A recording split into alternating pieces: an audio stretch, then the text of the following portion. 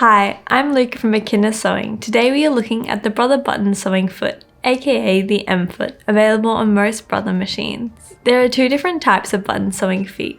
The white foot is more advanced than the clear foot and features a lofting mechanism and a clamp to hold the button in place. Both these feet attach the same way. Release your press foot down onto the alignment bar towards the front of the foot. Before sewing, if your machine does not have a button sewing feature, make sure to lower your feed dogs. Or if your machine doesn't have a drop feed lever, use the feed cover plate usually supplied with your machine. Then select either the button sewing stitch or the standard zigzag. The length of the stitch will not matter as the feed dogs are disengaged, and the standard width between the holes of a button are usually 3.5mm. However, you should always check the width of the holes on your button by slowly turning your hand wheel, ensuring your needle does not strike your button. For the clear button sewing foot, place your button underneath the foot with the blue prongs adjacent to the button holes. Sew 20 to 30 stitches and lock your stitch off.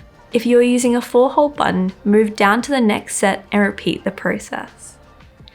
For the white button sewing foot, clamp the button underneath the metal prongs.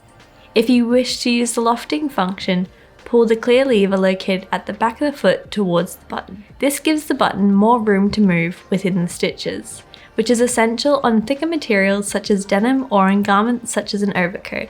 Repeat the same process as the clear button sewing foot, sewing 20 to 30 stitches and locking off the stitch. And that's how you use your button sewing foot.